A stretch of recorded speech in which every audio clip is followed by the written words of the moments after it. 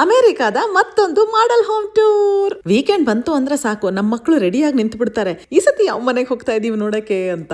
ನನ್ಗೇನೋ ಮನೆ ತಗೋಬೇಕು ಅಂತಿದೆ, ಬಟ್ ಸುನಿಲ್ ಸ್ವಲ್ಪ ಇನ್ನೂ ಕನ್ಫ್ಯೂಷನ್ ಅಲ್ಲಿ ಇದ್ದಾರೆ. ಎಷ್ಟೊಂದು ಜನದ ಕೆಲಸಗಳೆಲ್ಲ ಹೋಗ್ತಾ ಇದೆ, ಸಿಚುಯೇಷನ್ ಎಲ್ಲ ವೊಲಟೈಲ್ ಇದೆ.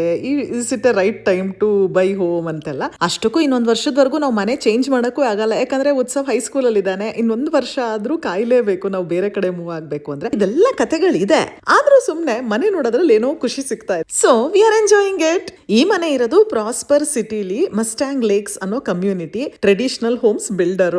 ಭಾರಿ ಭರ್ಜರಿ ಮನೆ, ಭಯಂಕರ ದೊಡ್ಡದಿದೆ, 5000 ಸ್ಕ್ವೇರ್ ಫುಟ್. ಆಮೇಲೆ $2 million ಮನೆ. ಬೇರೆ ಮನೆಗಳೆಲ್ಲ ಮಾಡಿ ಮೇಲಿರುತ್ತೆ, ಮೀಡಿಯಾ ರೂಮ್ ತರ ಎಲ್ಲ. ಟ್ರೆಡಿಷನಲ್ ಹೋಮ್ಸ್ ಮತ್ತೆ ಇನ್ನೊಂದೆರಡು ಬಿಲ್ಡರ್ಸ್ ನೋಡಿದ್ವಿ, ಅವ್ರದ್ದು ಕೆಳಗಡೆನೆ ಹಾಲ್ ಪಕ್ಕ ಒಂದು ಮೀಡಿಯಾ ರೂಮ್ ತರ. ಇದು ಮೀಡಿಯಾ ರೂಮ್ ಅನ್ನಲ್ವಂತೆ, ಇದನ್ನ ಎಂಟರ್ಟೈನ್ಮೆಂಟ್ ರೂಮ್ ಅಂತಾರಂತೆ.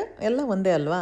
ನಂಗೆ ಮೇನ್ ಡೋರ್ ಇಷ್ಟ ಆಯ್ತು. ಮೇನ್ ಡೋರ್ ಹೆಂಗಿರ್ಬೇಕು ಅಂದ್ರೆ ಆ ರಾಯಲ್ ಎಂಟ್ರಿ ಇರಬೇಕು. ಇಷ್ಟು ದೊಡ್ಡ ಮನೆ ಇದ್ಬಿಟ್ಟು ಒಂದು ಪುಟಾಣಿ ಡೋರ್ ಇಟ್ಬಿಡ್ತಾರೆ, ಆದ್ರೆ ಈ ಮನೆಗೆ ಪರವಾಗಿಲ್ಲ, ಒಂಥರ ಡೋರ್ ಎಂಟ್ರಿ ಆಗ್ತಿದ್ದಂಗೆ ಚೆನ್ನಾಗಿದೆ. ಆಮೇಲೆ ಹಾಲ್ ಕೂಡ ತುಂಬಾ ವೈಡ್ ಆಗಿ ದೊಡ್ಡದಾಗಿದೆ. ಇಷ್ಟು ದೊಡ್ಡ ಮನೆ ಇದೆ, ಇಷ್ಟು ದೊಡ್ಡ ಕಿಚನ್ ಇದೆ, ಒಳ್ಳೆ ಚಿಲ್ಟಾರಿ ಪ್ಯಾಂಟ್ರಿ ಇಟ್ಟಿದ್ದಾರೆ ಇವರು. ಕಿಚನ್ ದೊಡ್ಡದಾಗಿದೆ, ಅದ್ರ ಪಕ್ಕನೆ ಒಂಥರ ಫಾರ್ಮಲ್ ಡೈನಿಂಗ್ ಇದೆ. ಈ ಸೈಡ್ ಅಲ್ಲಿ ಒಂಥರ ಚೆನ್ನಾಗಿದೆ, ಒಂಥರ ಸಿಟ್ ಔಟ್ ಏರಿಯಾ ತರ ಇದೆಯಲ್ಲ ಅದು. ಆಮೇಲೆ ಅದ್ರ ಪಕ್ಕ office room. Traditional homes traditional style ಅಲ್ಲಿ ಇಲ್ಲದೆ ಬೇರೆ ಸ್ಟೈಲ್ ಅಲ್ಲಿ ಇದೆ.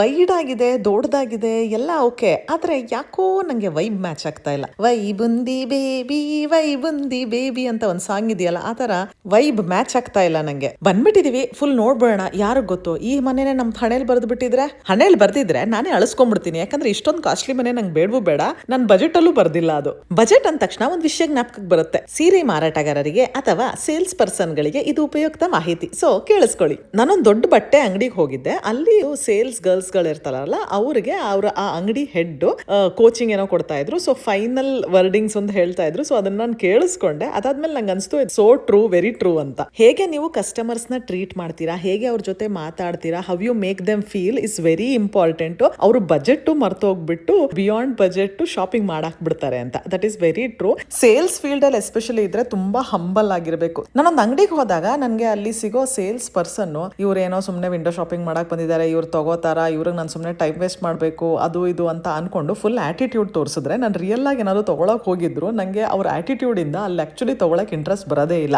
ಅದೇ ಇನ್ನೊಂದು ಸೇಲ್ಸ್ ಪರ್ಸನ್ ತುಂಬಾ ಹಂಬಲ್ ಆಗಿ ನನ್ನ ಟ್ರೀಟ್ ಮಾಡಿ, ನೀಟಾಗಿ ನನಗೆ ಏನ್ ಬೇಕೋ ಆ ತರ ಹೆಲ್ಪ್ ಮಾಡಿ, ಕರೆಕ್ಟ್ ಆಗಿ ಎಲ್ಲ ತೋರಿಸಿ ಎಲ್ಲ ಮಾಡಿದ್ರೆ ಮೇ ಬಿ ನಾನು ಒಂದಕ್ಕೆ 2 ತಗೋಬಹುದೇನೋ. ಇದು ನಮ್ಮ ರಿಯಲ್ ಲೈಫ್ಗೂ ತುಂಬಾ ಅನ್ವಯಿಸುತ್ತೆ. ನಾನು ಹಂಬಲ್ ಆಗಿದ್ರೆ ನಂಗೆ ಸಿಗೋರು ಕೂಡ ಹಂಬಲ್ ಆಗಿರೋರೇ ಸಿಗ್ತಾರೆ. ನಾನು ಕಿರಿಕ್ ಪಾರ್ಟಿ ತರ ಆಡಿದ್ರೆ ನಂಗೂ ಕಿರಿಕ್ ಪಾರ್ಟಿಗಳೇ ಸಿಗ್ತಾರೆ. ಈ ಕಥೆಯೊಂದಿಗೆ ನಮ್ಮ ಇವತ್ತಿನ ಹೋಮ್ ಟೂರ್ ಕೆಲಸ ಮುಗೀತು. ನೆಕ್ಸ್ಟ್ ವಿಡಿಯೋದಲ್ಲಿ ಸಿಗೋಣ. ಟಾಟಾ, ಬಾಯ್.